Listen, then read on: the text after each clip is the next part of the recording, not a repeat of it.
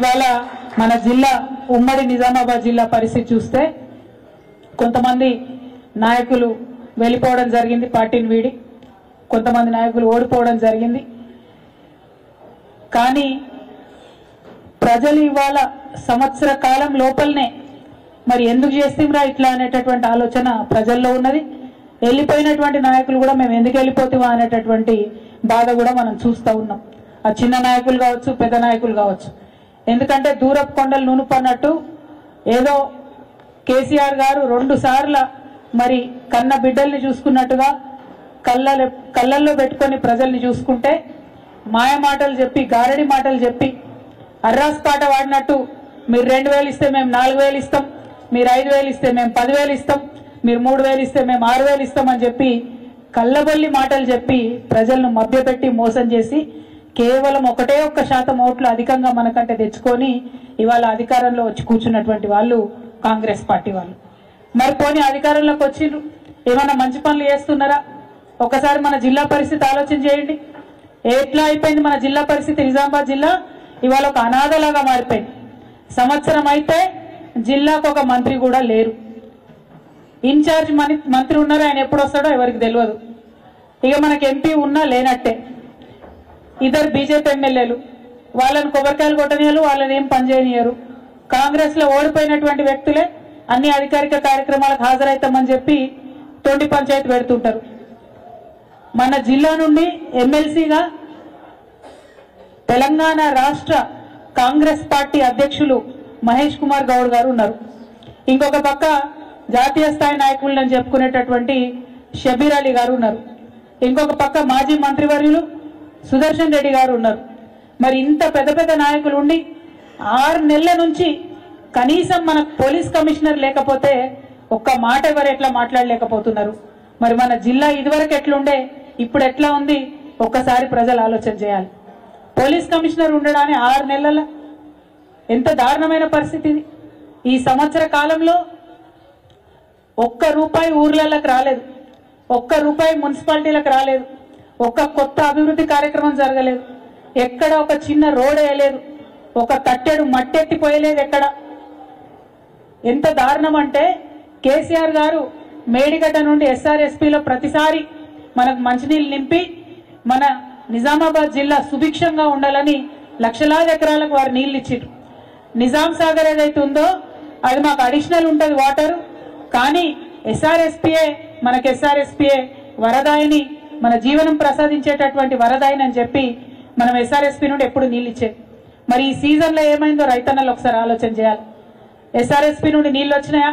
మేడిగడ్డ బాగాలేదని కేసీఆర్ని బద్నాం చేయాలనేటటువంటి ఒక పిచ్చి ప్రయత్నంతో ఎస్ఆర్ఎస్పీ నింపకుండా ఎండబెట్టినటువంటి పరిస్థితి ఇవాళ రైతులకు కనపడతా ఉంది, జిల్లాలో ఉన్నది. మరి ఈ విషయాన్ని ఒక్కసారి ప్రజలు గమనించాలని నేను కోరుతా ఉన్నా. మరి వాళ్ళ రైతులకు కేవలం ఎలక్షన్ కాగానే ఏదైతే కేసీఆర్ సార్ దాచిపెట్టినో 17,000 కోట్లు, ఆ ఒక్క తడవ మాత్రం రైతు బంధు ఇచ్చిరు తప్పితే ఇంతవరకు మళ్ళీ రైతు బంధు సోయలేదు, రైతు బంధు జోలి లేదు, మాట లేదు. ఇంకా నిన్నగాక మొన్న మన డిప్యూటీ సీఎం గారు బట్టి విక్రమార్క గారు మాట ఇచ్చిండు. ఏమని? రైతు కూలీలకు ఇస్తాం, రైతులకే కాదు రైతు కూలీలకు ఇస్తాం, 28వ తారీఖు నాడు ఇగో పడ్డాయి 6,000 ప్రతి ఒక్కరి అకౌంట్లో అని చెప్పారు. పడ్డాయని ఎవరికైనా? రాష్ట్రంలో ₹1 ఎవరికి రాలే. భూమి ఉన్నోడికి లేదు పైసలు, భూమి లేనోడికి లేదు. మాటలు చెప్పుడు తప్పితే వేరే చేసింది ఏం లేదు. అటువంటి పరిస్థితిని ఇవాళ మనం ఇక్కడ గమనిస్తా ఉన్నాం. మరిగా మన జిల్లాకు సంబంధించి ఇప్పటి వరకు కూడా మనం కేసీఆర్ గారి హయాంలో ఇచ్చినటువంటి పథకాలు, ఆ నిధులు, ఆ ప్రాజెక్టులు, ఆ రోడ్లు, అవే పనులు చేస్తున్నారు తప్పితే ఇంకొక కొత్త పని దేలే, ఇంకొక కొత్త ప్రాజెక్టు దేలే. తెచ్చుకునేటటువంటి ఆలోచన మరి ఇక్కడ ఉన్నటువంటి గెలిచినటువంటి ఎమ్మెల్యేలకు కూడా ఉన్నట్టుగా కనబడతలేదు. మరి వాళ్ళ కాంగ్రెస్ పార్టీ అధికారంలో ఉంటే ఎందుకు పోయి అడుగుతలేరు మరి పెండింగ్ పనుల గురించి? ఎందుకు పోయి అడుగుతలేరు ఈ పెండింగ్ ప్రాజెక్టుల గురించి? బీఆర్ఎస్ పార్టీ మొదలుపెట్టినటువంటి అనేక కార్యక్రమాలు ఉన్నాయి, వాటిని ఎందుకు మీరు ముందుకు తీసుకొని పోతలేరని ఈ సందర్భంగా మేము ఇక్కడ గెలిచినటువంటి నాయకులందరినీ కూడా ప్రశ్నిస్తా ఉన్నాం. మొత్తం నిజామాబాద్ లో అండర్ గ్రౌండ్ డ్రైనేజ్ ని సరి చేసుకోవడానికి అనేక కార్యక్రమాలు చేసినాం మనం. ఆల్మోస్ట్ 95% వర్క్స్ ఫినిష్ అయినాయి. మరి దాని జోలేంటిది, దాని పరిస్థితి ఏంటిదంటే చెప్పేటోళ్ళు లేరు, అడిగేటోళ్ళు లేరు. ఎందుకంటే ఇక్కడ కాంగ్రెస్ పార్టీలో ఓడిపోయిన షబీర్ అలీ గారు మన జిల్లాకు రాడు, ఆయనకు మనతో పట్టి లేదు, మన పట్టణం మీద ఆలోచన లేదు. ఇక్కడ గెలిచినటువంటి బీజేపీ నాయకుడు మరి ఆయన ఎప్పుడు అడిగినరు ఎవరిని అడిగినరు అన్నటువంటి విషయం ప్రజలకైతే ఇంతవరకు అర్థమైతలేదు. మరి అటువంటి పరిస్థితుల్లో జిల్లా ఉన్నది. ఇవాళ జిల్లాకు ఒక కమిషనర్ లేకపోతే క్రైమ్ రేట్ ఆల్మోస్ట్ 10% పెరిగింది. ఇవాళ ఎంత దారుణం అంటే తెలంగాణ మొత్తంలో ప్రతి 3 గంటలకు ఒక అత్యాచారం జరుగుతున్నది మహిళల మీద. ప్రతి 5 గంటలకు ఒక మహిళ కిడ్నాప్ అవుతుంది ఇవాళ తెలంగాణలో. వరకట్నం చావులు, వేధింపులు లెక్కలేనన్ని పరిస్థితులు జరుగుతూ ఉన్నాయి.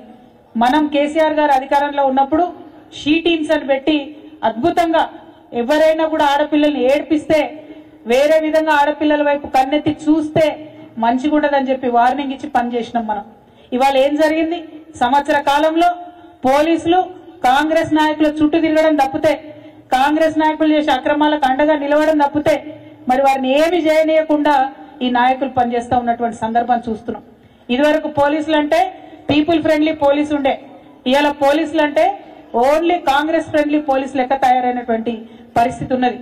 ఎంత దారుణంగా మనకి ఇలా క్రైమ్ రేట్ పెరిగిందన్న విషయం చూస్తుంటే నిజంగా ఎట్లుండే నా తెలంగాణ, ఎట్లయిపోయింది నా తెలంగాణ అని బాధ అవుతున్నది.